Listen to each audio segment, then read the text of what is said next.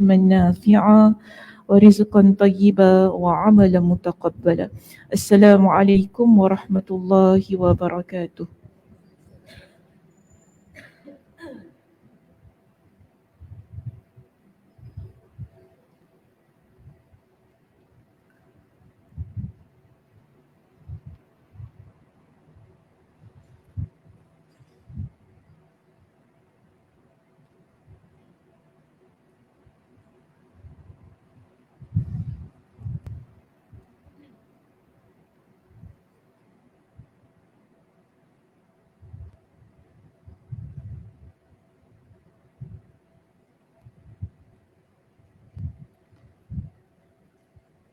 Okay, apa khabar? Semua sihat hari ni?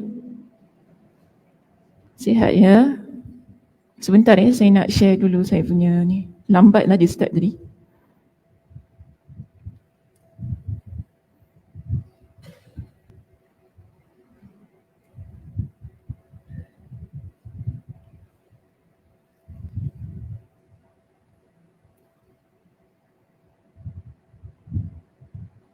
Okay, dah makan dah semua? Makan apa?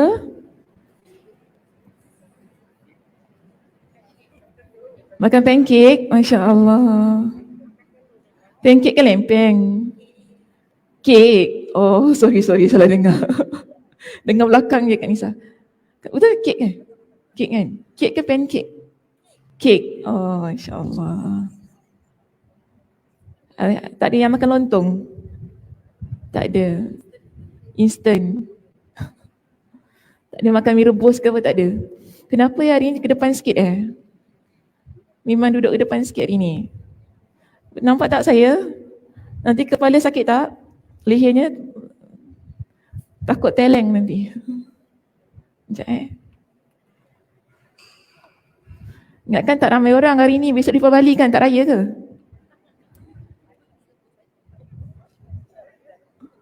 Kok sibuk apa nak buat meruku kan? Nak kemas-kemas rumah ke apa? Apa dia? Siapa buat meruku? Cik Ya? Betul? Mana Cik Ya? Cik Ya tak datang. Dia buat meruku.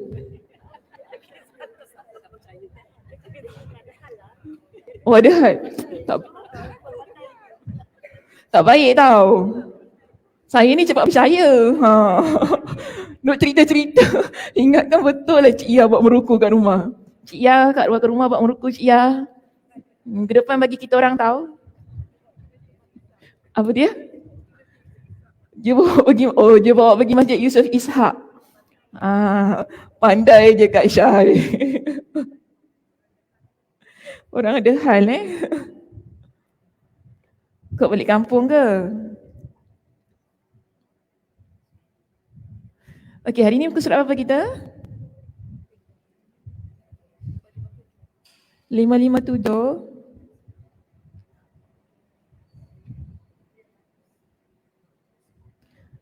Okey, kita ada dua tajuk yang terakhir kan dalam kitab tu kan?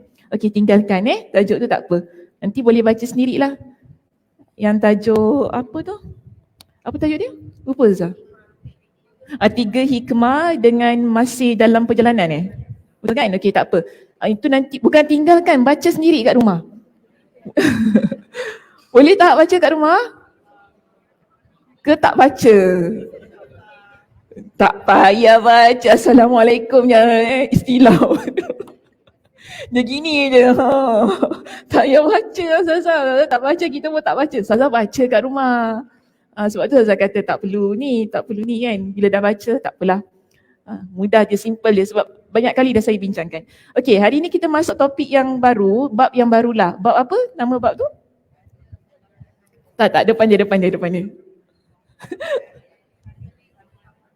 Perkara yang saling berlawanan, okey? Kita nak masuk bab yang baru pagi ini iaitu perkara yang saling berlawanan. Bermakna bermula daripada topik ini kita akan bincangkan tentang hal-hal yang berlawanan. Contoh topik kita yang pertama pada pagi ini muka surat 561. Kita akan bincangkan dua perkara yang berlawanan, iaitu tanda kebahagiaan dan tanda kesengsaraan. Jadi di situ inilah yang dipanggilkan sebagai perkara-perkara yang berlawanan. Maksudnya kebahagiaan lawannya kesengsaraan. Okey. Jadi di sini pagi ni saya nak masuk point A sahaja ya, iaitu kebahagiaan dan kesengsaraan. Namun sebelum itu, suka ya untuk kita jadikan satu ayat Al-Quran yang utama sebelum saya baca teks ini untuk kita memahami apakah tanda kebahagiaan bagi orang yang beriman. Kita rujuk dalam surah An-Nahl pada ayat yang ke-97. Surah An-Nahl ayat yang ke-97, Allah Subhanahu wa taala berfirman, "Man 'amila salihan min dzakarin aw untha wa huwa mu'min falanuhyiyannahu hayatan thayyibah wa lanajziyannahum ajrahum bi ahsani ma kanu ya'malun." Maksudnya, siapa yang mengerjakan amal soleh, tidak kira sama ada lelaki ataupun perempuan, dalam keadaan yang dia mukmin, iaitu dia beriman kepada Allah, maka Allah kata falanuhyiyannahu hayatan thayyibah, maka sesungguhnya akan kami berikan kepadanya dengan kehidupan yang baik.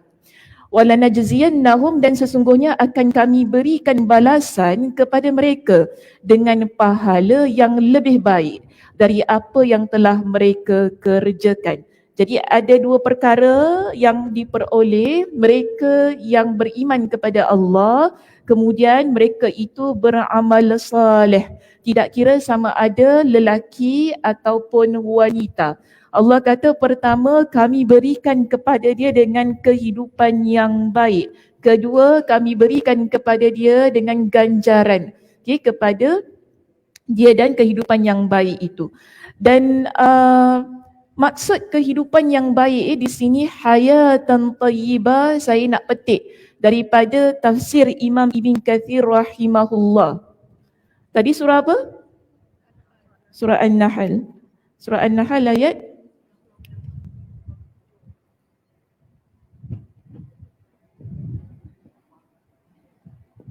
97 ke 67? 97 ya?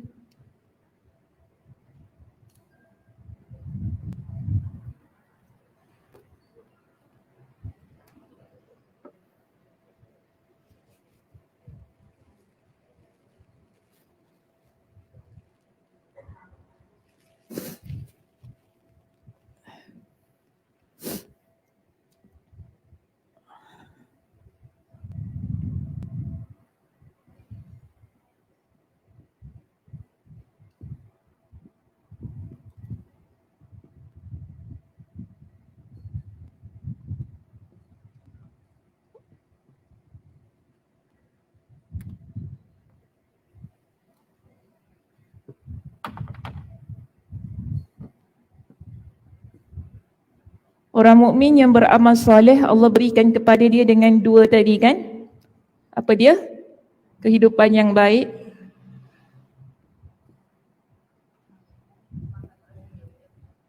Okey.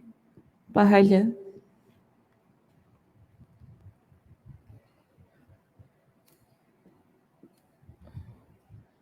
Maka ini kita panggil sebagai kebahagiaan kehidupan. Kita sebagai orang mukmin yang beramal soleh.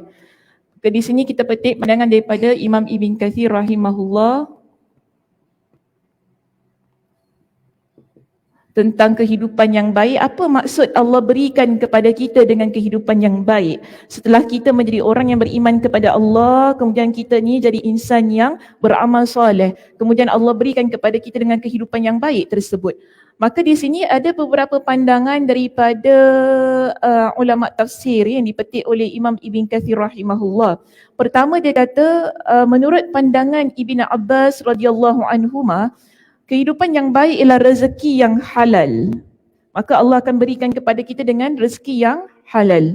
Kedua, Ali bin Abi Talib, pandangan daripada Ali bin Abi Talib radhiyallahu an, dia kata kehidupan yang baik mengikut konteks ayat ini ialah qanaah.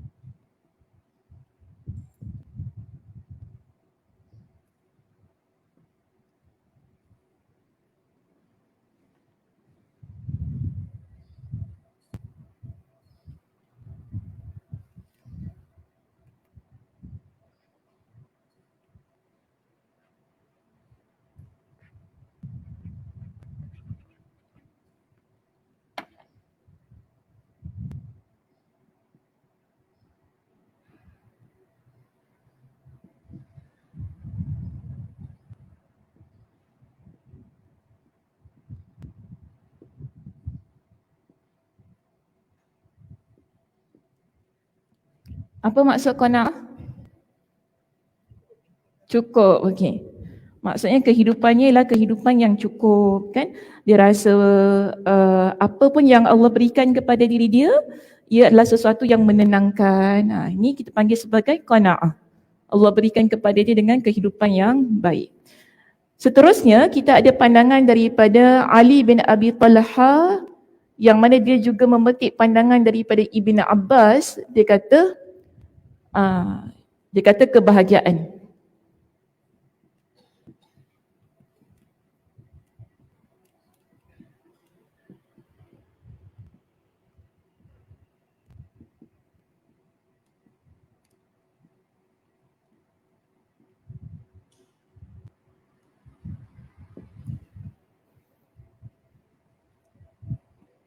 Dan kita juga ada pandangan daripada Hasan Al-Basri, Mujahid, Qatadah. Dia menyatakan bahawa kehidupan yang baik menurut dalam ayat ini ialah kehidupan yang hanya dirasakan di syurga. Okey, manakala Ad-Dhahhak dia sebut tentang rezeki yang halal dan yang dapat melaksanakan ibadah di dunia dan tenteram ketika mengamalkan ketaatan.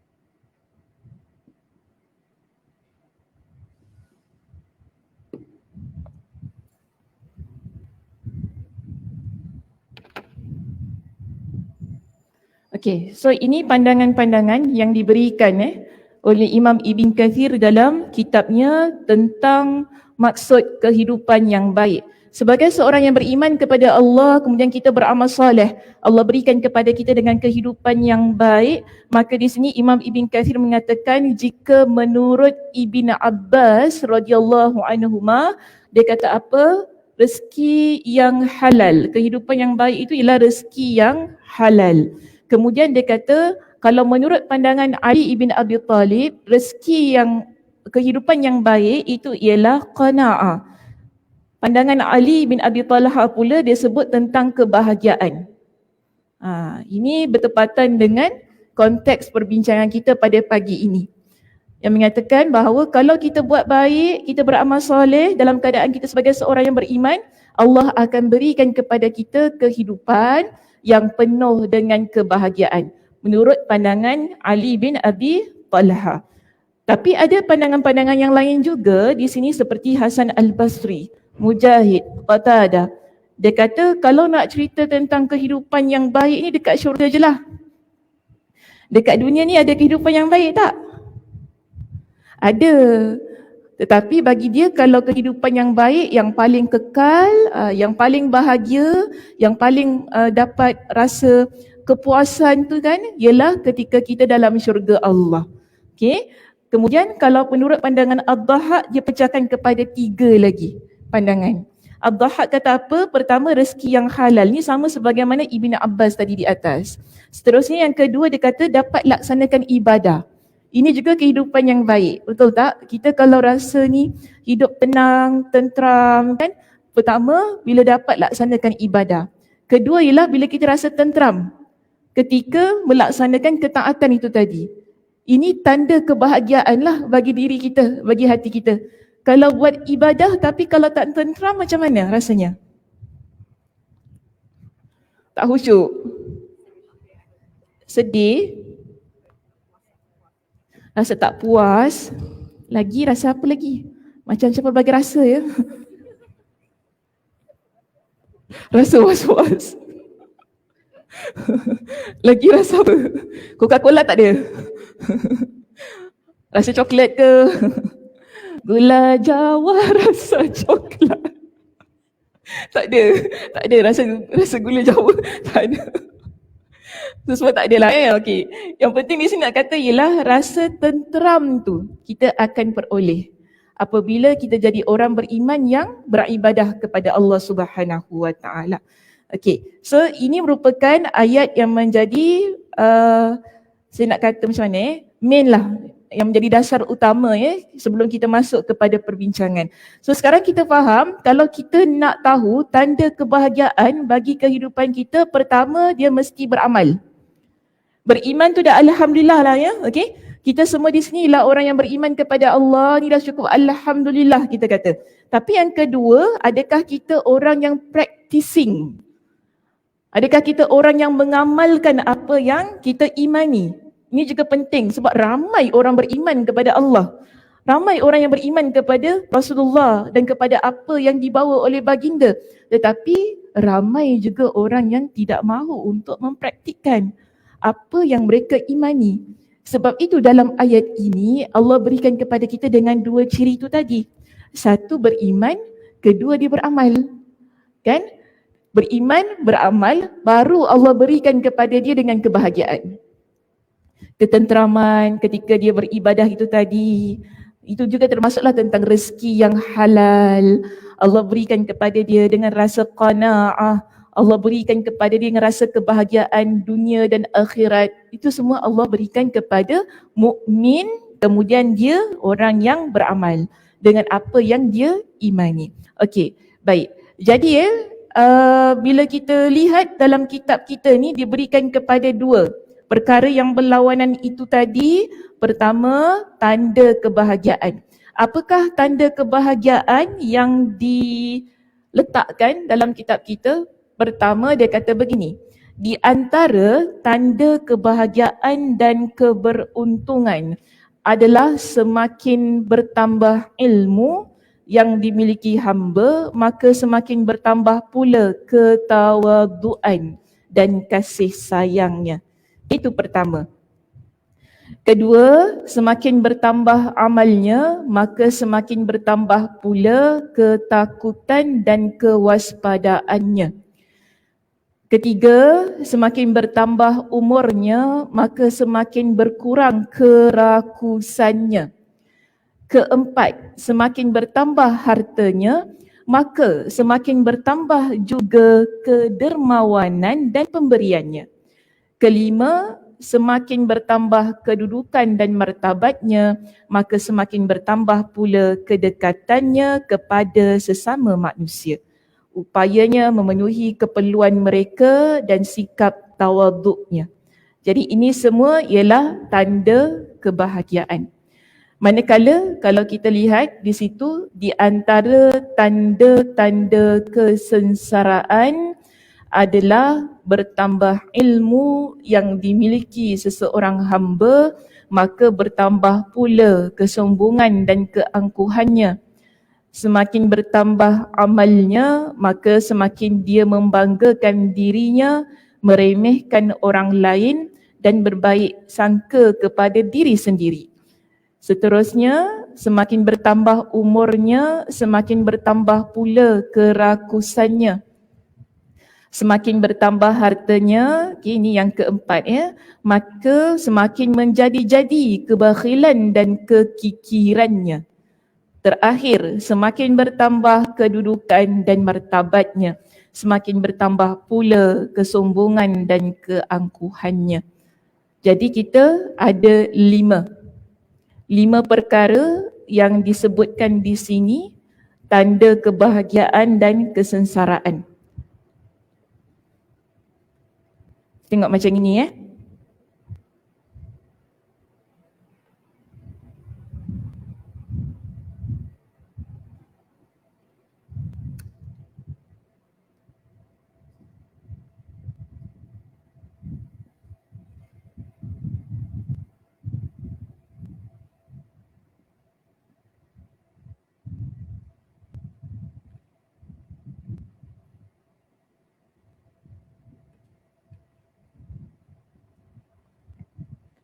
Pertama, kita ada ilmu.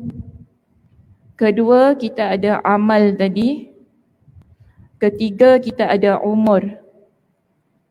Keempat, harta. Kelima, kedudukan.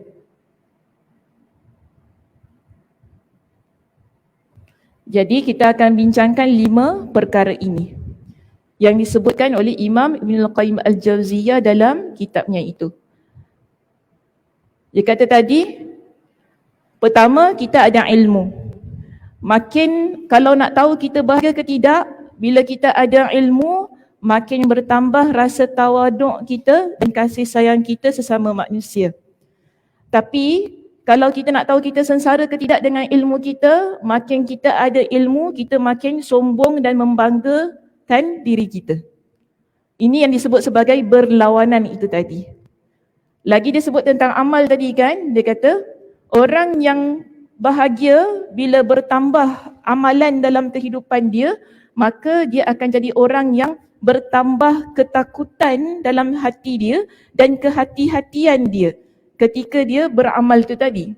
Namun sebaliknya, orang yang dia sengsara ini, bila semakin bertambah amalnya, dia kata bahawa orang ini dia akan bangga pada diri dia, remehkan orang lain, rasa diri dia bagus.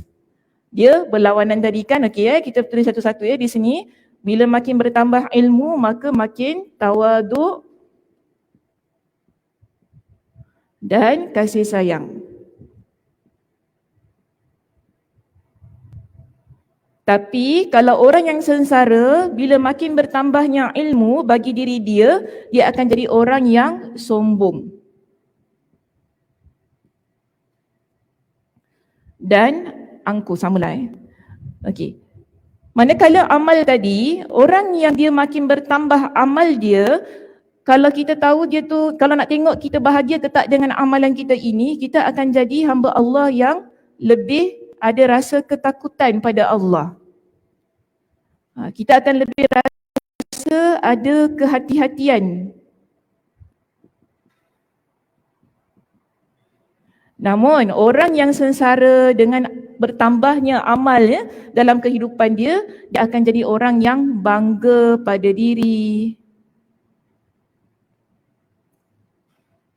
remehkan orang lain,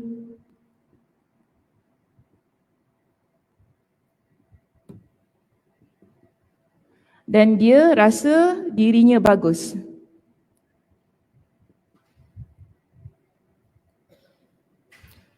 Baik, manakala tentang umur tadi, kita lihat di sini orang yang makin bertambah umurnya, bila kita nak tahu dia bahagia ataupun tidak, orang ini dia akan jadi insan yang kurang rasa rakus. Nanti saya explain apa maksudnya. Tapi kalau orang yang sengsara semakin bertambah umur, dia semakin bertambah rakus.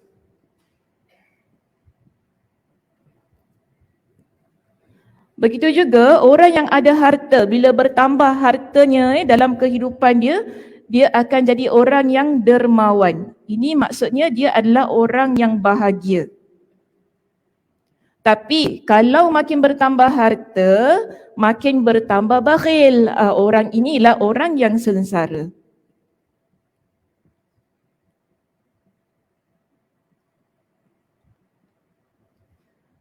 Manakala yang terakhir di sini berkaitan tentang kedudukan kita. Kedudukan kita di sini kan, makin bertambah kedudukan, martabat, orang makin pandang kita di dalam masyarakat. Apa yang berlaku, orang yang bahagia, dia akan lebih dekat dengan sesama manusia. Dan orang yang bahagia dia akan lebih ke hadapan untuk membantu, dan orang yang bahagia ni akan memiliki sifat yang tawaduk. So kita ada 3 ciri di sini.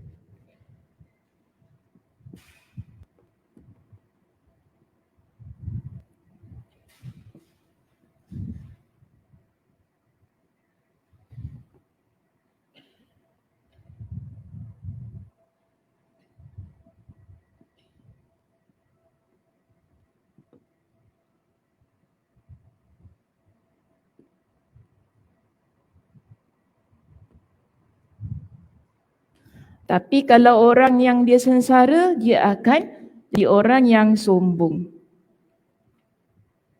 Tak nak dekat dengan orang lain, kan? Rasa diri dia yang paling hebat, orang lain semua tak bagus sebab dia ada kedudukan yang tinggi. Okay, so ini ialah tanda bahagia dan tanda sengsara yang disebutkan oleh Imam Ibn Al-Qayyim Al-Jauziyah tentang perkara-perkara yang berlawanan itu tadi. Okey, saya syarahkan satu-satu ya. Pertama kita lihat tentang ilmu. Ilmu penting ke tidak? Kenapa ilmu penting? Semua confident jawab tu.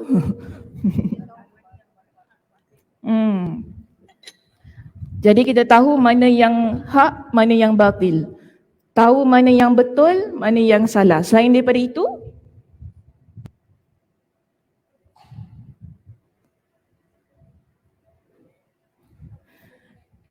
tahu bezakan? Batil sama tadi. Dapat bezakan mana yang batil, mana yang hak. Maksud mana yang betul, mana yang salah. Itu je.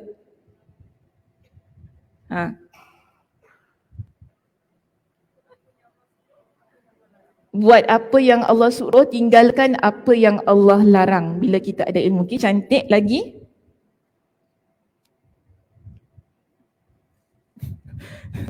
Saya tengok, bukan bagi jawapan angkat kening ke?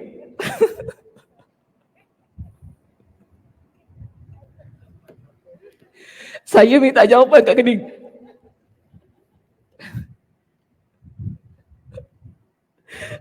Luculah. Okey, ada tak jawapan lain? Tak ada? Itu je. Kak Syah cakap apa Kak Syah? Allah Kak Syah, saya baru duduk Kak Syah. Apa dia Kak Syah? Oh, kita boleh buat keputusan yang betul bila kita ada ilmu. Jadi ini dipanggil sebagai kepentingan ilmu.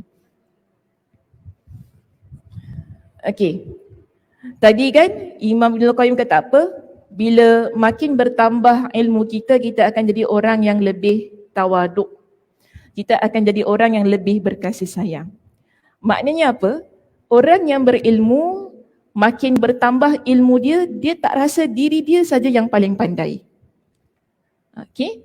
Di sampinglah tadi kita kata tentang kepentingan belajar kan, kepentingan ada ilmu. Tetapi sebenarnya kepentingan berilmu ini semakin banyak kita tahu, ia menjadikan kita semakin insan yang lebih merendah diri. Tawaduk. Sebab itu penting kita semua ada rasa tawaduk, merendah diri. Nabi SAW dalam hadis yang diriwayatkan oleh Imam Muslim, Nabi beritahukan kepada kita, wa inna Allah awha ilayya an tawada'u hatta la yafkhara ahadun ala ahadin wa la yabghi ahadun ala ahadin. Kenapa Allah wahyukan kepada Nabi ini untuk memiliki sifat tawaduk? Kenapa kita sebagai umat Nabi SAW perlu mencontohi Nabi SAW dalam keadaan yang memiliki sifat tawaduk itu tadi? Ada 2 perkara yang Nabi sebutkan dalam hadis ini. Pertama Nabi kata apa? Hatta la yafkhara ahadun ala ahadin. Dan sesungguhnya Allah mewahyukan kepada aku untuk memiliki sifat tawaduk, iaitu saling ada rasa merendah diri antara satu dan yang lain. Kita ada ilmu, makin bertambah ilmu kita, kita rasa semakin kita rendah. Makin kita tak tahu, makin banyak yang perlu kita belajar. Begitu keadaannya. Okay, so dalam keadaan yang demikian, kenapa perlu ada sifat ini? Nabi kata pertama, agar seseorang tidak menyombongkan dirinya antara satu dan yang lain. Pertama. Kedua, Nabi kata apa? Wala yabghi ahadun ala ahadin. Dan supaya tidaklah seseorang itu dia melampaui batas pada yang lain. Maknanya kita tak menzalimi orang lain. Kadang-kadang makin kita berilmu ni kan, kita rasa kita tahu banyak perkara, makin licik kita punya perangai ni. Kadang-kadang macam itu kan, sampai kita buat kezaliman pada orang lain. Kita dia tak tahu apa-apa, kau pusing sikit je, mestilah kan. Contohlah mengajar jemaah bukan tahu apa, kau pusing je lah. Macam itu cerita Tapi tak boleh lah. Kalau buat gitu maknanya kita melakukan kezaliman. Guru yang mengajar, kalau dia tak tahu, dia kena kata dia tak tahu. Kalau dia tak tahu, dia kena belajar. Baru dia boleh mengajar, betul tak? Kita tak boleh nak mengajar di hadapan orang, mengajar sembarang-sembarang. Maknanya kita melakukan kezaliman kepada jemaah, kepada orang yang nak belajar dengan kita kan. That's why kita mesti buat research, kita mesti tahu banyak perkara sebelum kita bercakap di hadapan orang. Kalau tak, kita ni cuma apa? Cakap-cakap je lah, macam duduk kat coffee bean. Kita cerita kan, macam itulah, sayanglah. Masa kita habis macam tu. Jadi tak boleh, sebab belajar ilmu ni amanah. Apa pun yang kita sama saya ada amanah, anda pun ada amanah. Maksudnya bila saya mengajar ni, saya buat research, saya buat homework semua kan. Kita mengajar dengan betul, ada amanah supaya pertama saya tak rasa sombong. Maknanya aku banyak benda aku tak tahu ni, aku kena belajar lagi. Barulah kita boleh mengajar kan. Aku tak boleh menzalimi orang lain. Nanti kalau jemaah datang, kesian nanti diorang nak ajar apa kan. Gitu keadaannya kan. Kita faham begitu. Sama juga bila jemaah datang, okay, dia pun tak boleh nak menyombongkan diri di hadapan ustazah. Alah, ustazah bukan tahu apa pun, budak-budak lagi, muda lagi kita, makan garam lama. Alhamdulillah tak kena darah tinggi. Maknanya di situ nampak tak? Orang yang mengajar dan orang yang belajar sama-sama dia mesti ada rasa tawaduk. Supaya dua perkara tu dia tak berlaku. Kita tak menyombongkan diri antara satu dan yang lain dan kita tidak menzalimi antara satu dan yang lain. Jika tidak, kita akan pergi kepada tanda kesengsaraan itu tadi. Makin bertambah ilmu kita, kita makin sombong. Kita rasa angkuh. Orang lain semua salah, kita saja yang betul. Kan kitalah yang terpaling benar. Macam tu kan. Orang cakap apa? Kak Som cakap apa tadi? Dah sudah salah Kak Som, tak nak terima apa Kak Som cakap. Kalau gitu tak boleh lah. Sebab kadang-kadang guru pun dia perlu dengar apa yang pelajar sebutkan. Bukan guru saja yang perlu bercakap, tapi pelajar pun perlu bercakap. Mungkin pelajar memiliki idea yang berbeza dengan guru. Tapi guru tak bolehlah tiba-tiba nak menolak pandangan kan apa yang diberikan oleh pelajar. Kita perlu raikan pandangan-pandangan tersebut. Kalau salah kita betulkan. Okey, kita tak boleh kata salah ni, itulah siapa suruh tak belajar. Suruh belajar tiap minggu dengan saya tak nak. Gitu. Itu sombong namanya. Itu sombong, itu contoh ya saya berikan. Itu sombong namanya kan. Kita menolak pandangan orang lain, kita rasa orang tak pandai, kita rasa orang tak berhak untuk bercakap. Perkara-perkara yang begini, itu ialah tanda kesengsaraan bagi diri seseorang. Sebab dia bahaya tau. Kita kalau dah tutup, maksudnya kita tutup ruang untuk menerima pandangan orang lain, kita rasa kita tak boleh terima dah. Semua, kita akan rasa kita betul je walaupun kita salah. Ni perkara yang dahsyat. Sebab tu saya rasa belajar ni bagus. Kalau dululah kita belajar dekat universiti tu bagus. Kenapa? Kadang-kadang ada pensyarah yang kita tak suka pun kita paksa duduk dengan satu semester. Satu semester 6 bulan tau. Kita tak suka dengan pensyarah tu, tapi kita kena duduk dengar, catat, yelah kau catat, sabar kan, maksudnya sabar. Kita kena raikan pandangannya, dia mengajar kita untuk sabar. Belajar dengan guru yang kita rasa kita contradict lah pandangan kita dengan dia. Tetapi actually itu bagus. Ia mengajar kita untuk menerima pandangan yang berbeza. Kalau tak, kita kata, alah aku tak suka dia lah, tutup. Suka tutup. Tutup semua tolak. Tutup. Akhirnya kita dengan pandangan kita sahaja. Kita tidak ada kepelbagaian pandangan dan kita tak boleh nak bezakan Dia tak ada comparison dekat situ, tak ada perbandingan. Ini pentingnya kalau kita belajar tu, belajar dengan beberapa orang guru. Supaya kita dapat buat perbandingan. Okey, oh Ustazah ni cakap gini, ni cakap gini. Oh rupanya dia guna dalil yang ini, dia guna dalil yang ini. Gitu cara kita belajar. Kan? Oh dia cakap gini kenapa Oh sebab dia guna pandangan yang begini. Ustazah Sakinah guna pandangan yang begini. Begitu nampak tak cara kita belajar? Ada comparison, ada perbandingan. Jadi kita ni, pemikiran kita makin belajar tu makin berkembang. Bukan makin belajar makin tutup. Kalau makin belajar makin tutup, itu bukan belajar namanya. Itu apa? Tak tahu. Itu syok sendiri. Itu bukan belajar, itu syok sendiri. Kan? So kita faham beginilah.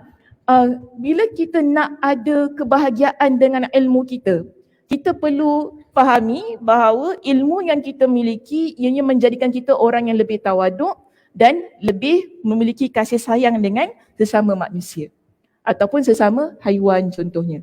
Kan nanti kalau cakap sama manusia berhenti kat situ, nanti dengan haiwan tak sayang pula masalah pula nanti kan. Tak apa, kita dengan manusia dia kasih sayang, dengan haiwan tak payah. Nanti dah pula tendang kucing tu, tahu dah tak suka kucing. Tapi lipas tak apa kalau pijak.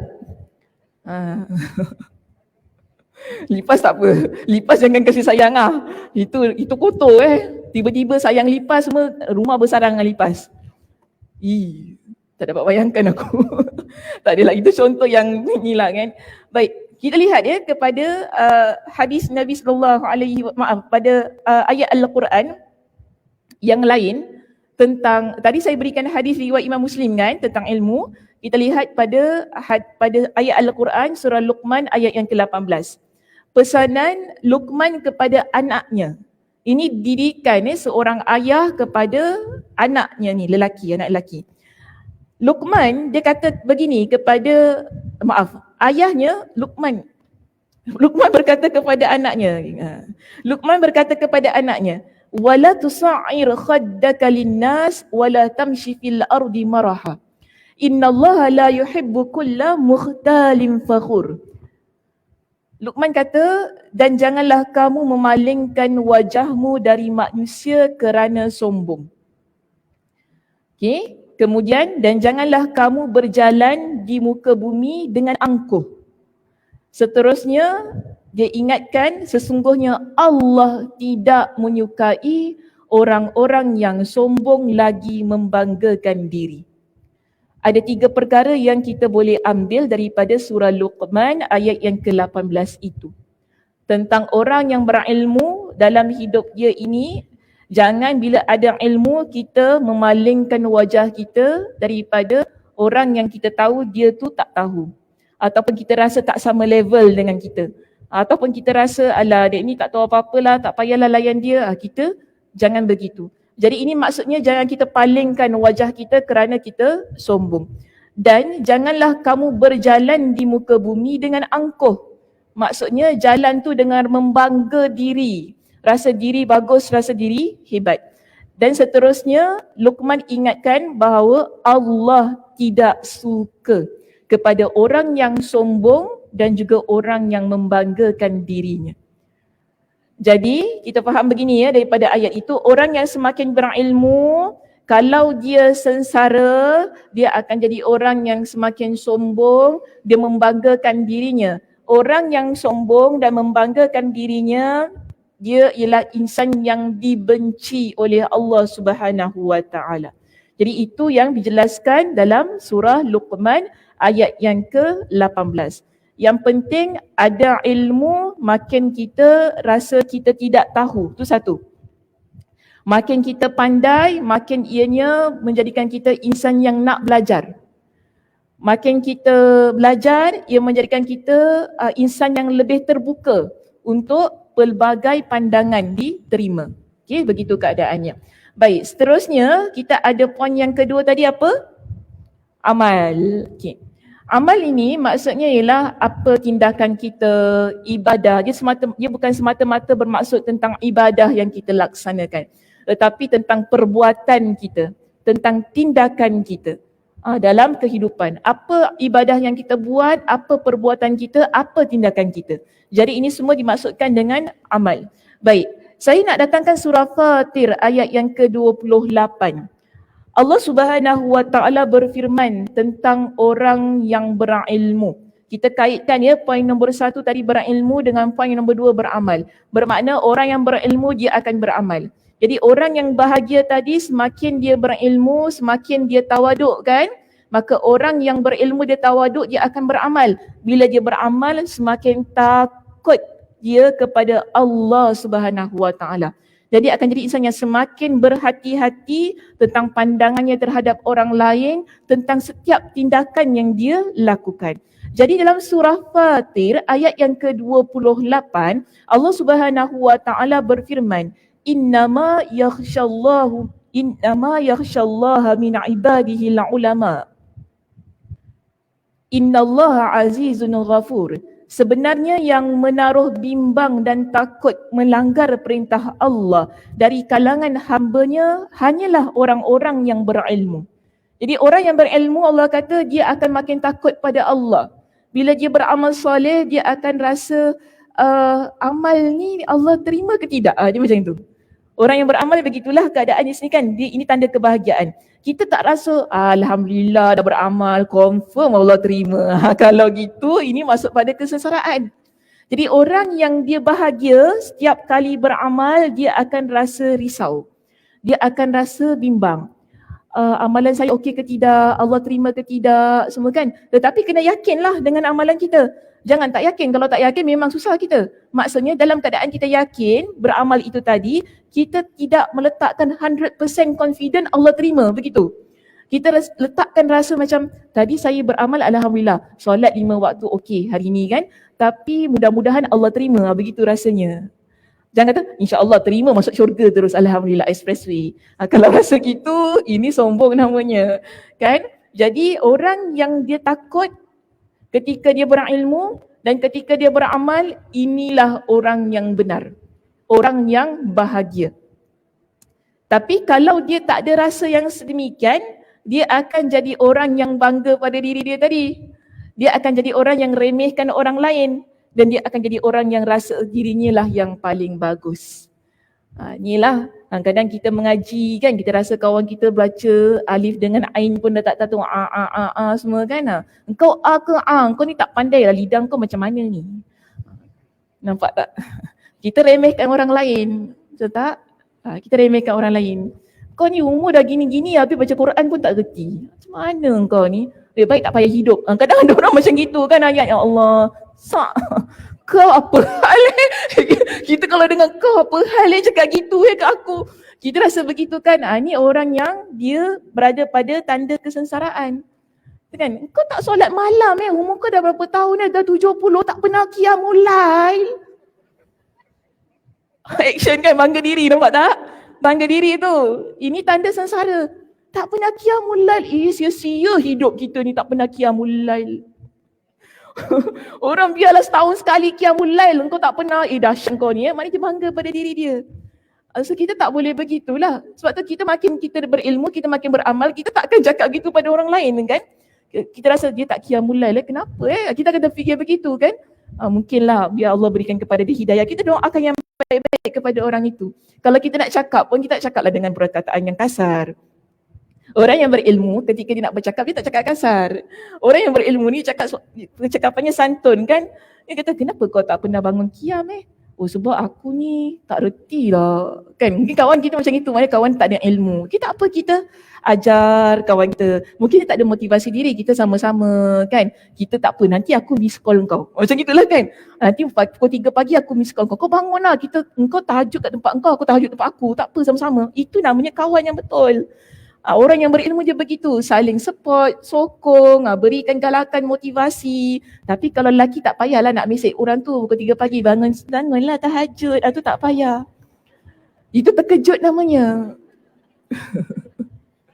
Apa hal lah pula kita acik-acik ni, acik-acik kalau kesepian tak apa acik-acik. Jangan acik-acik buat hal acik-acik. Tiba-tiba mesej Pak Haji malam-malam. Pukul 3 pagi. Ji bangun Ji, dah 3 pagi tahajud. Haji pun terkejut bangun. Oh, Alhamdulillah mak ajar mesej. Masya Allah. Berbunga-bunga tahajudnya. Masya Allah. Subhanallah. Dia kesepian. Cik Amy nak cakap apa Cik Amy sampai tak boleh cakap tu? Tak dapat yang belakang tu. Dia kesepian jadi dia WhatsApp Pak Haji. Dia sebab tu dia kesepian, dia WhatsApp Pak Haji. Pak Haji kesepian, WhatsApp Mak Haji. Macam itulah ya Allah. Dah tak payahlah dah umur-umur gitu ya. Yelah tapi jodoh tak ke mana. Gitu kan orang kata. Kalau dah jodoh nak buat macam mana. Tak payahlah kita. Apa dia? Nikah sudah. Oh, tak, dia sebelum nikah dia bunga-bunga dulu. Dia nak test dulu. Jadi ke tak ni? Mak Haji kata, Haji kalau tak bangun qiyamul lail saya tak nak kahwin dengan Haji. Allahu Akbar. Ini orang tua-tua bercinta ya. Aduh, hai. Tak payahlah buat macam itu kan. So kita ni tak payahlah. Maksud saya tadi kalau kita kawan dengan kawan kita lah yang ni lah, mak ajar dengan mak ajar macam tu kan. Macam tu kan kita kawan-kawan kita gini dah okey, itu alhamdulillah bagus. Mari tahu oh rupanya kawan kita ni dia susah nak bangun. Jadi tak apalah, kita bantu, kita mesej dan sebagainya. Alhamdulillah, yang penting jangan gunakan ayat-ayat yang kasar. Sebab kalau kita ni nak beramal, kemudian kita nak mengajak orang lain beramal, tapi kita gunakan ayat-ayat yang kasar pun tak guna juga. Kan? Kita nak dapat pahala, tapi nanti dapatnya dosa pula. Bila kita gunakan ayat-ayat yang membanggakan diri kita, yang meremehkan orang lain, yang rasa diri kita lah yang paling bagus. Nabi SAW ada ingatkan kepada kita dalam sebuah hadis yang diriwayatkan oleh Imam At-Tirmidzi dengan sanad yang sahih. Orang yang paling Nabi cinta dan paling dekat dengan Nabi di hari kiamat, Nabi kata, ialah orang yang paling baik akhlaknya. Maksudnya ketika dia beramal tu kan, dia melakukan sesuatu perbuatan, tindakan, akhlaknya bagus. Jadi orang yang begini Nabi kata Nabi suka dan dia adalah orang yang paling dekat dengan Nabi SAW. Itu yang Nabi sebutkan, inna min ahabbikum ilayya wa aqrabikum minni majlisan yawmal qiyamah ahasinakum akhlaqan. Sesungguhnya di antara orang yang paling aku cintai dan yang tempat duduknya lebih dekat kepada aku pada hari kiamat kelak ialah orang yang akhlaknya paling bagus. Tetapi yang kedua, Nabi berikan kepada kita dengan hal yang berlawanan dalam hadis ini. Nabi kata apa? Wa inna abghadakum. Tadi yang paling Nabi cinta kan? Okay. Wa inna abghadakum. Sekarang dan sesungguhnya orang yang paling aku benci. Yang paling aku benci di kalangan kalian. Wa ab'adakum, dan yang paling jauh tempat duduknya daripada aku di hari kiamat kelak ada 3 orang. Ini berkaitan tentang lisan kita. Yang tadilah, adakah lisan kita ni jenis yang suka membanggakan diri? Adakah lisan kita ni yang suka meremehkan orang lain? Adakah lisan kita ni lisan yang merasakan bahawa diri kita lah yang paling bagus ketika beramal? Maka Nabi kata inilah orangnya. Yang paling aku benci dan yang paling jauh tempat duduknya daripada aku pada hari kiamat. Iaitu al-thartharun, al-mutasyaddiqun dan al-mutafayhiqun. 3 jenis insan ini. Al-thartharun, al-mutasyaddiqun, al-mutafayhiqun. Di kalangan para sahabat, ketika mereka ni dengar sabda Nabi tersebut, mereka tanya kepada Nabi, wahai Rasulullah, qad alimna al-thartharun wal mutasyaddiqun. Wahai Rasulullah, sesungguhnya kami dah tahu dah maksud orang yang al-thartharun, iaitu orang yang banyak cakap tapi percakapannya tidak bermanfaat. Ini dipanggil sebagai al-thartharun. Dia banyak sangat cakap, tak bermanfaat.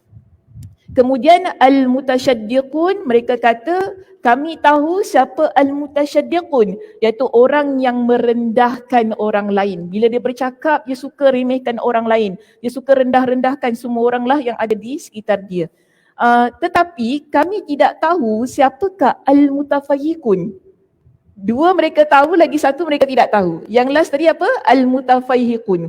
Al-mutafaihiqun, Nabi katakan kepada para sahabat, al-mutakabbirun, iaitu orang yang sombong. Okey, orang yang sombong. Pertama tadi apa? Ath-thartharun.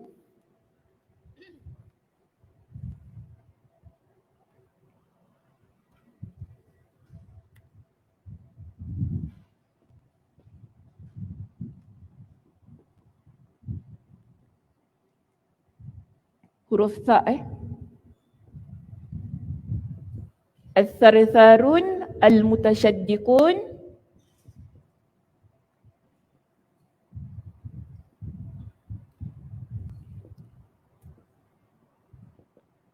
al-mutafaihiqun. Faihikun. Okey. Ath-thartharun, al-mutasyaddiqun, al-mutafaihiqun. Jadi yang pertama ialah golongan yang suka bercakap. Golongan yang suka sembang ataupun cakapnya berjela-jela yang tidak berfaedah. Dia kalau cakap, orang yang pertama ni, ath-thartharun, bila dia cakap, dia suka menguasai perbualan. Dia tak nak bagi orang corner pun tak boleh. Pernah jumpa orang macam tu tak? Pernah banyak kali kan. Kita kalau duduk dengan dia seorang je lah berbual. Ya Allah, ya Tuhanku. Bila aku nak masuk dia masuk. Bila aku nak masuk dia masuk. Tak boleh cakap. Memang tak ada. Dia tak ada full stop. Kita nak cerita, kita macam, hari tu saya ni, aku pun sama. Dah dia pula cerita pasal diri dia. Tak boleh masuk kita. Kita pun nak masuk lagi. Oh kalau gitu kan hari tu adalah kat situ. Iya betul, aku pun masuk dekat situ juga. Dia cerita panjang. Kita cuma cakap, betul. Itu je ayat kita. Jadi ini orang yang Ath-thartharun. Dia je lah. Kalau duduk ramai-ramai suara dia je lah. Orang lain memang tak ada chance nak berbal. Cakapnya pula berjela-jela tapi tak ada manfaat.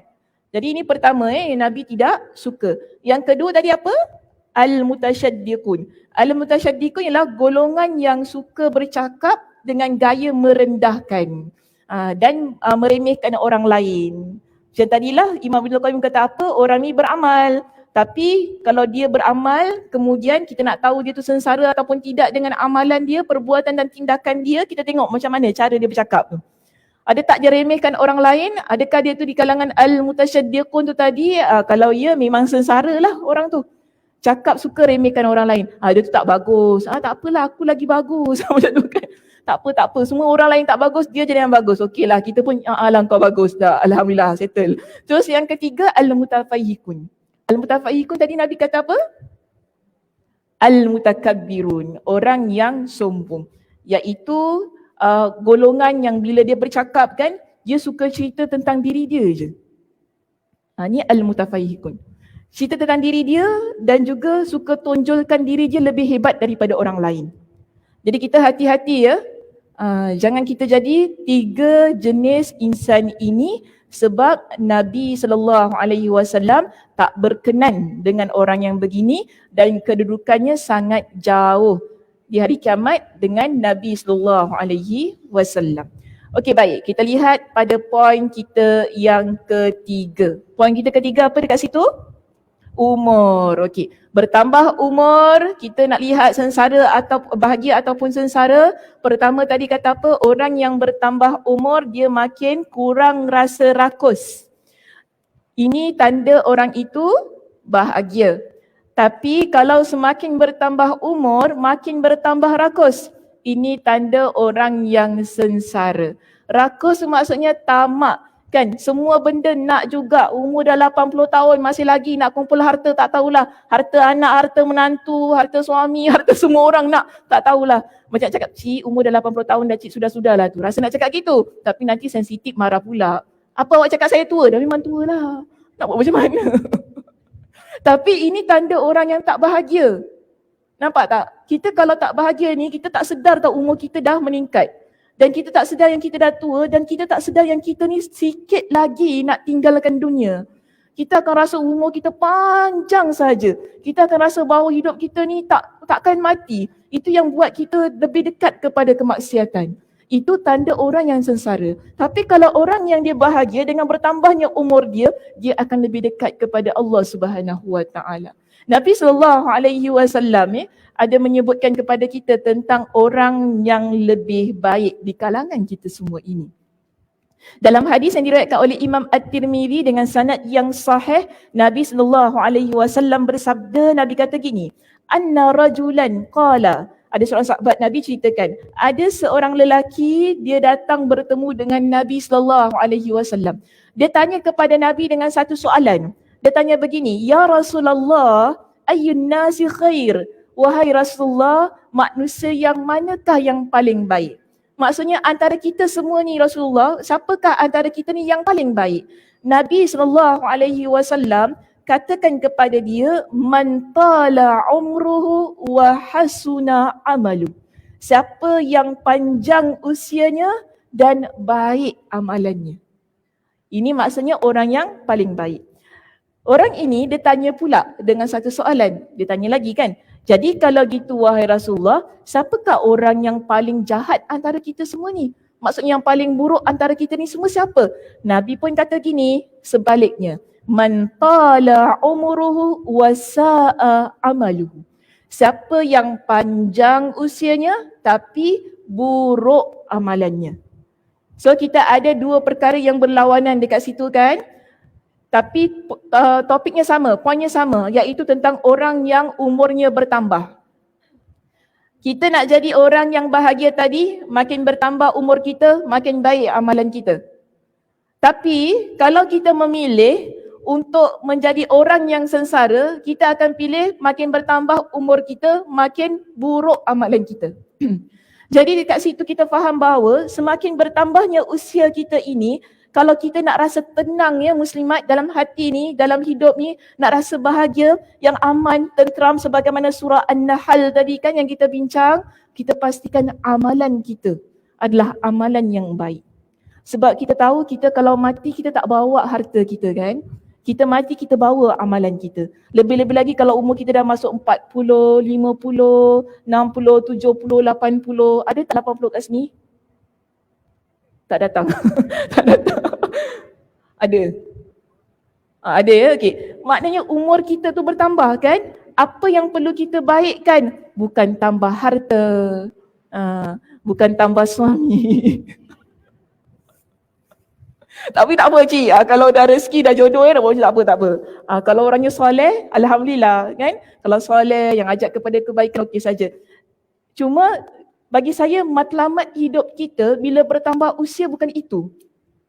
Tapi matlamat hidup kita ketika bertambah usia sebagaimana yang Nabi sebutkan itu tadi ialah kita perbaiki amalan kita. Solat kita kan?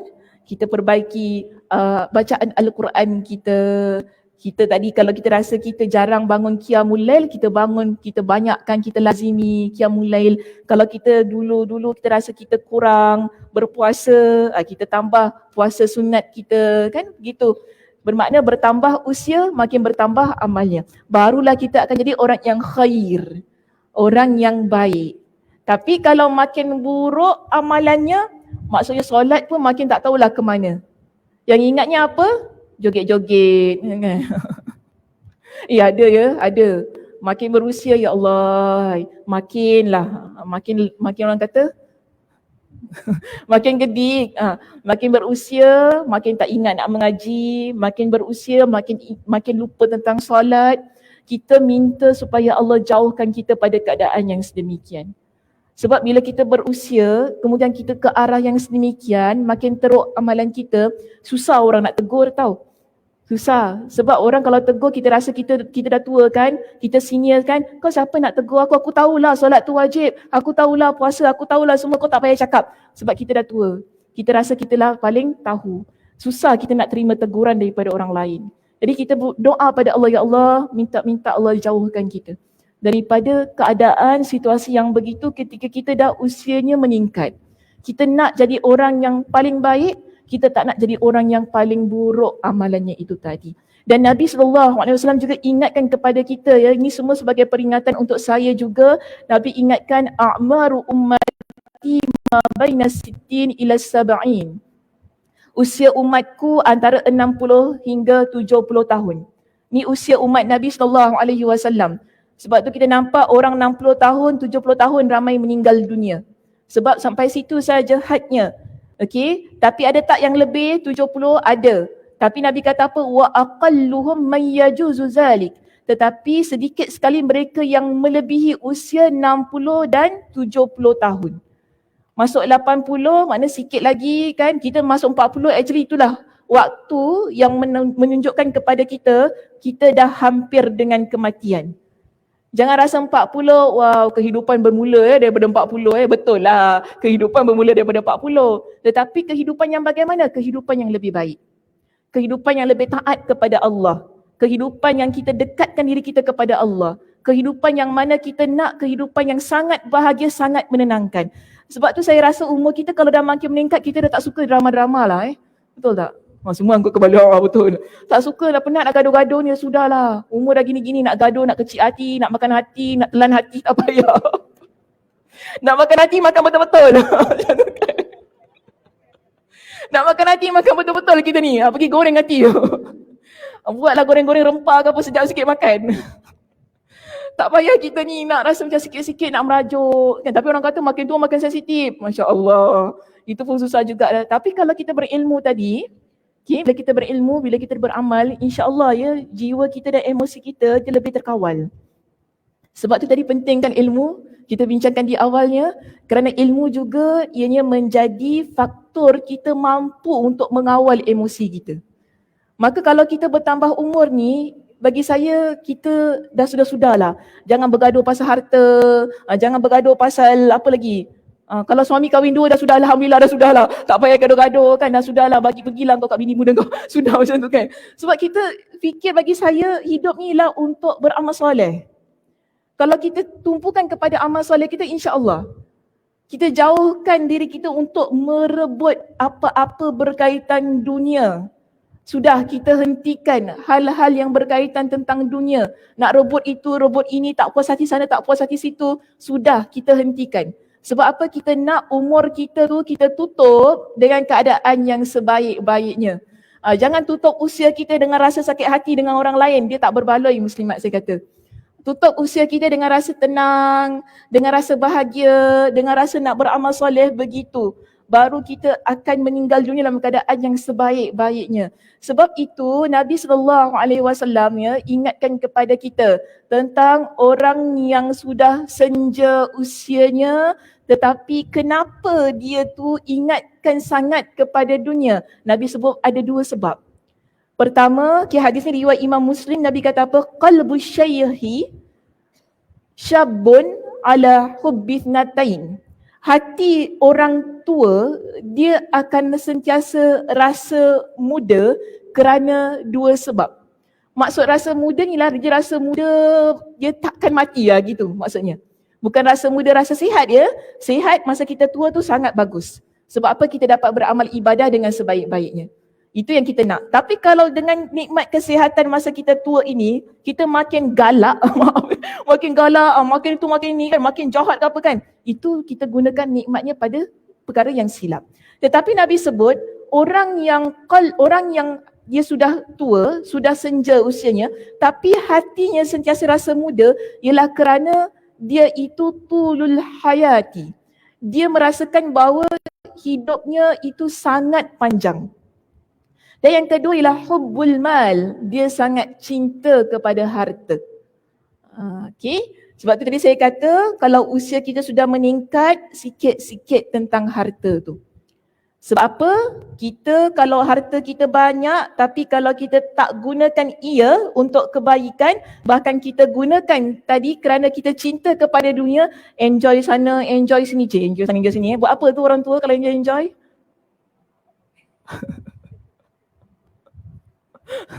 Tak tahulah ya. Kalau banyak duit kita usia-usia senja ni kan, banyakkan pergi umrah ya. Ini nasihat saya. Banyakkan pergi umrah, banyakkan bersedekah kan. Gunakan masa kita untuk hal-hal yang baik. Banyakkan dekat dengan pada majlis ilmu. Itu satu perkara yang memberi manfaat kepada kehidupan kita. Mari kita gunakan harta kita tu untuk kebaikan. Tapi kalau orang yang hatinya sentiasa muda, mungkinlah dia gunakan harta dia untuk hal-hal yang tidak baik. Baik, terus tadi kita lihat kepada poin kita yang keempat. Poin yang keempat ialah tentang bertambahnya harta kita. Bertambah harta, kalau orang bahagia apa jadi pada dia? Makin dermawan. Makin dia jadi orang yang nak bersedekah. Makin dia tak sayang dengan harta dia. Maksud tak sayang harta tu ialah dia sanggup untuk mengorbankan hartanya di jalan Allah. Ini tanda bahagia. Kalau sengsara, makin bakhil. Makin sayang pada harta. Tak nak keluarkan harta pun. Kita kena ingat setiap pagi ada malaikat yang turun, Allah berikan kepada kita. Untuk lihat adakah kita ni nak jadi orang yang bersedekah ataupun tidak. Nabi SAW sebutkan dalam hadis ini diriwayatkan oleh Imam Muslim, Nabi kata apa? Ma min yaumin yusbihul ibadu fihi illa malakani yanzilani. Tidaklah seorang hamba yang dia memasuki waktu pagi setiap hari kecuali ada dua malaikat yang turun kepada dia. Salah satu malaikat ini dia akan berdoa. Fayaqulu ahaduhuma Allahumma a'ti munfiqan khalafan. Ya Allah, berikanlah ganti bagi orang yang dermawan yang menyedekahkan hartanya. Maksudnya malaikat bila lihat kita ni kan bersedekah, malaikat akan doa pada Allah, ya Allah, duit yang dia keluarkan itu untuk sedekah, kau berikanlah ganti dengan sesuatu yang lebih baik. Kemudian kalau kita jadi orang yang mumsikan, Allahumma a'ti mumsikan talafan. Malaikat yang satu lagi, bila dia tengok kita ni tak nak sedekah, kita lokek, sayang harta kita, tak nak lah buat apa, penat kerja ni, tiba-tiba pula nak bagi dekat masjid. Macam itu keadaannya kan. Dengki sangat dengan masjid, tak tahu kenapa. Menyampah masjid sikit-sikit minta sedekah, sikit-sikit derma, sikit-sikit nak buat tu buat ni. Dah sudah Alhamdulillah, kipas pun besar, nak apa lagi? Duk marah-marah masjid tu kan. Tiba-tiba wakaf al-ghaffar.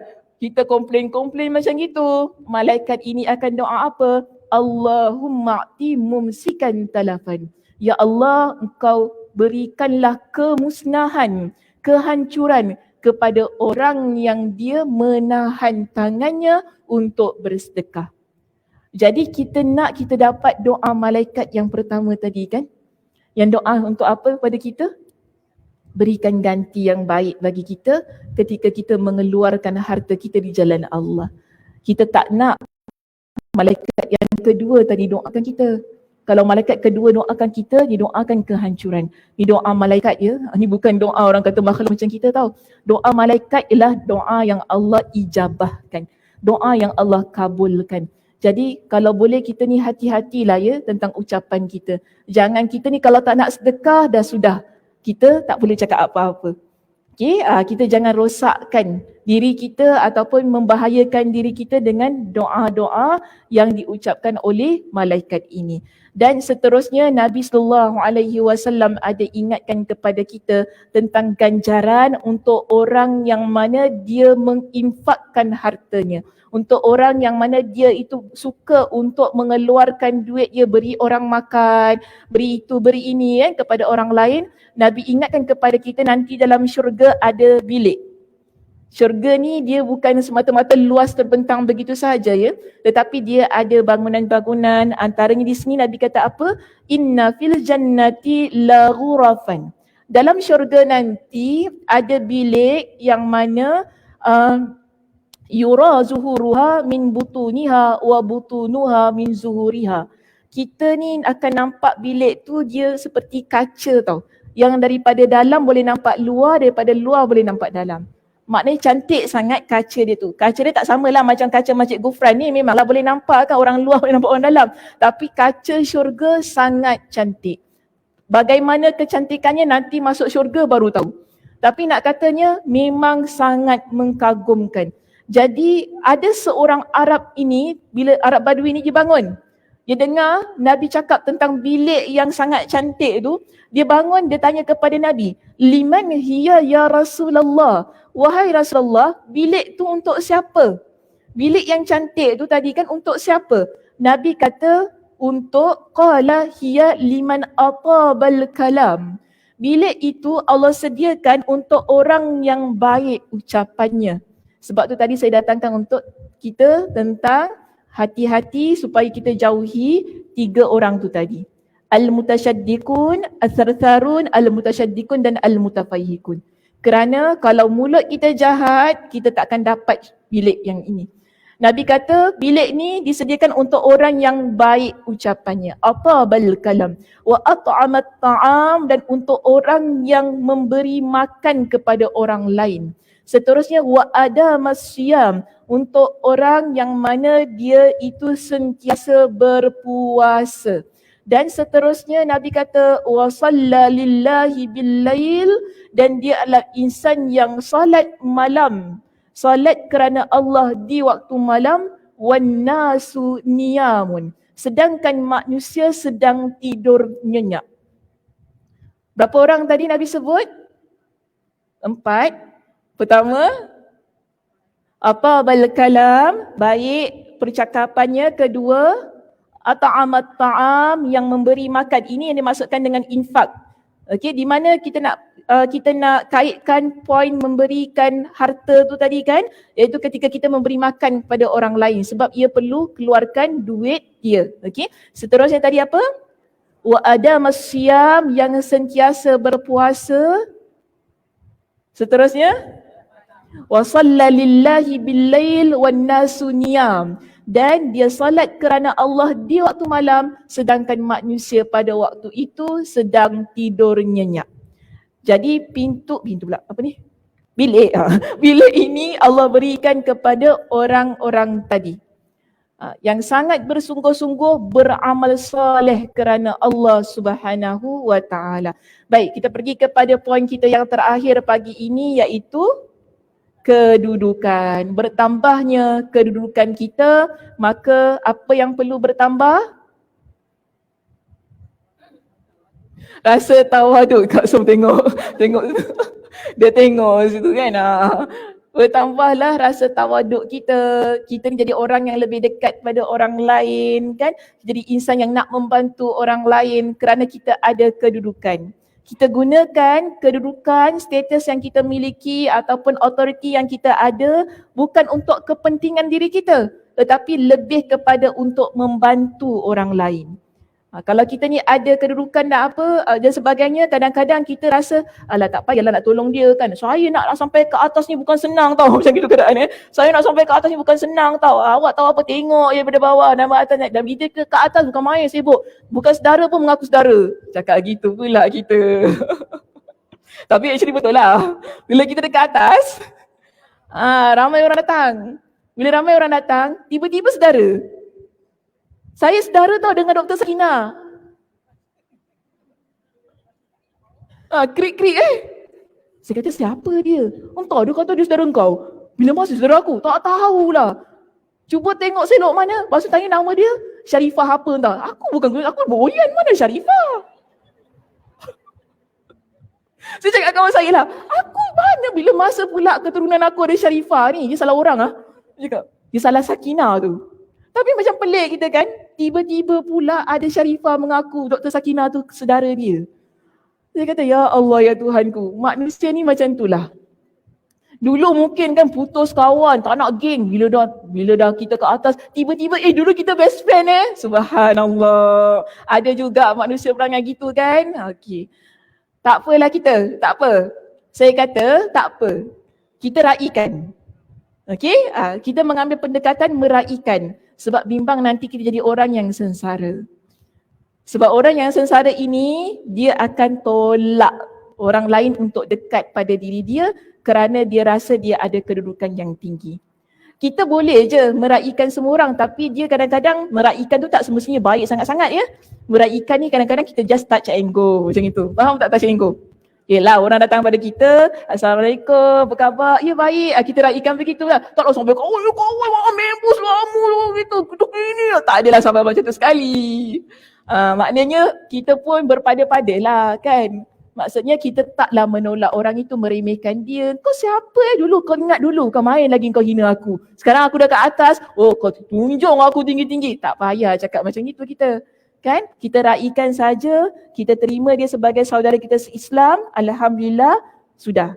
Apa-apa yang lepas-lepas, orang kata barang yang lepas jangan dikenang. Wah. Okey. Nabi SAW dalam sebuah hadis riwayatkan Imam Muslim, Nabi kata apa? Unzuru ila man huwa asfala minkum. Lihatlah kepada orang yang lebih rendah dari kalian. Wala tanzuru ila man huwa fawqakum. Dan janganlah kalian melihat orang yang lebih tinggi dari kalian. Kenapa? Fa innahu ajdaru an la tazdaru ni'matallah. Sesungguhnya hal itu lebih baik agar kalian tidak meremehkan nikmat Allah. Jadi ini pesanan Nabi kepada kita. Bila kita dekat atas, jangan kita tengok orang yang lagi atas daripada kita. Lihatlah orang yang lebih bawah daripada kita. Okey, sebab apa? Bila kita jadi insan yang sedemikian, kita ni akan lebih jadi insan yang tidak meremehkan, tidak meremehkan nikmat Allah. Kita akan lebih hargai nikmat yang Allah berikan. Alhamdulillah saya dah berada di atas, kan? Alhamdulillah ramai orang yang dekat dengan saya. Alhamdulillah ramai orang yang menghormati saya dan sebagainya. Alhamdulillah. Kita jadi insan yang lebih meraikan, lebih dekat kepada insan sekitar kita dan lebih berusaha untuk membantu jika sekiranya kita mampu untuk membantu. So inilah 5 perkara yang disebut oleh Imam Ibnul Qayyim Al-Jauziyah sebagai tanda kebahagiaan dan tanda kesengsaraan. Kalau kita rujuk pada perenggan yang berikutnya di bawah itu disebutkan, kita masuk dalam kitab kita, perenggan yang terakhir, semua itu merupakan ujian dan cubaan yang diberikan Allah kepada para hamba-Nya. Maksudnya ilmu, amal, umur, harta dan kedudukan. 5 perkara ini ialah ujian daripada Allah, cubaan daripada Allah untuk lihat kita ni akan jadi muslimah yang bagaimana. Kalau kita pilih untuk jadi muslimah yang bahagia itu tadi, kita akan berada di sebelah sana. Kanan kan? Kanan. Okay, kalau kita pilih untuk jadi muslimah yang sengsara dengan semua ujian itu tadi, kita akan berada di bahagian yang kiri. Jadi Allah sengaja memberikan semua itu kepada kita. Ini semua adalah nikmat. Tetapi bersama dengan nikmat itu ada ujian daripada Allah. Untuk menguji keimanan kita, untuk menguji akhlak diri kita, kan, untuk menguji adakah kita ni sanggup berkorban untuk Allah pada semua nikmat yang telah Allah Subhanahu Wa Taala berikan kepada kita itu tadi. Jadi sebahagian dari mereka ada yang lulus dari ujian dan cubaan tersebut, iaitu yang berada di bahagian kanan kita, orang yang bahagia, tetapi ada juga orang yang gagal dan malah mendapatkan kesengsaraan sebagaimana yang berada di bahagian kiri kita tu.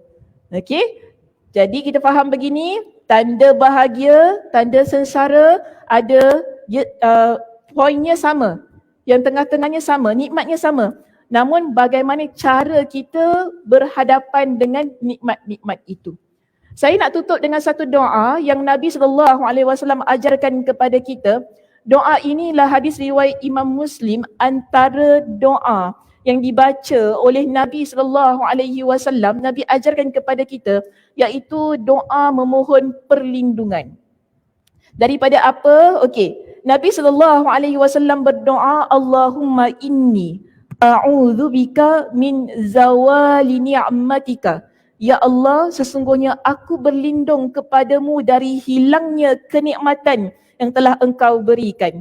5 perkara itu tadi ialah 5 nikmat yang Allah berikan kepada kita. Kita tak nak 5 nikmat itu hilang. Sebab bagi saya 5 nikmat ini sangat penting untuk diri kita. Untuk kita melalui kehidupan ini dengan sebaik-baiknya. Sebab itu kita doa pada Allah, ya Allah aku berlindung kepada engkau supaya engkau tak hilangkan kenikmatan yang telah engkau berikan kepada aku. Seterusnya dalam doa yang sama, Nabi SAW berdoa, wa tahawuli afiyatika wa fujaati niqmatika wa jami'i sakhatika.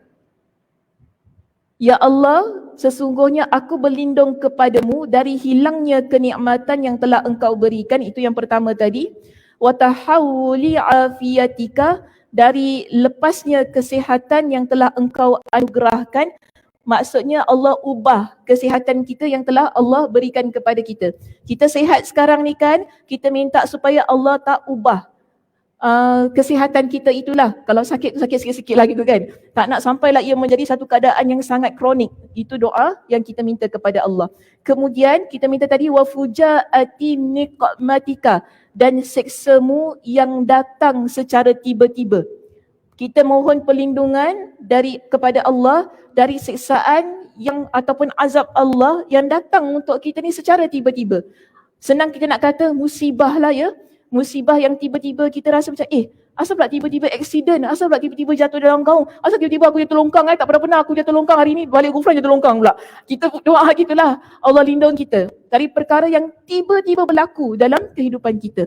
Dan yang terakhir doanya ialah wa jami'i sakhatik, dan aku berlindung kepadamu dari segala kemurkaanmu. Hadis ini riwayat Imam Muslim. Minta setiap hari kepada Allah dengan perlindungan ini. Semoga segala nikmat yang kita peroleh Allah kekalkan dan kita dapat jadi seorang muslimah yang menggunakan setiap nikmat yang Allah berikan kepada kita untuk jalan kebahagiaan, bukan kepada jalan kesengsaraan. Jika sekiranya kita ini masuk kepada jalan kesengsaraan, kita bimbang, kita lupa untuk pulang pada Allah. Kita tak nak berada pada keadaan-keadaan yang sedemikian. Maka mohon pada Allah dengan doa itu tadi, Allahumma inni a'udzubika min zawali ni'matika wa tahawuli afiyatika wa fujaati niqmatika wa jami'i sakhatika. Mudah-mudahan Allah Subhanahu wa taala membantu kita semua menjadikan jiwa kita adalah insan-insan yang bahagia, agar kita menjadi insan-insan yang dapat beramal soleh dengan setiap nikmat yang Allah berikan kepada hidup kita ini, agar kita dijauhkan daripada jalan-jalan yang sengsara. Saya tutup dengan tasbih kafarah, subhanakallahumma wa bihamdika asyhadu an la ilaha illa anta astaghfiruka wa atubu ilaik. Assalamualaikum warahmatullahi wabarakatuh. Muslim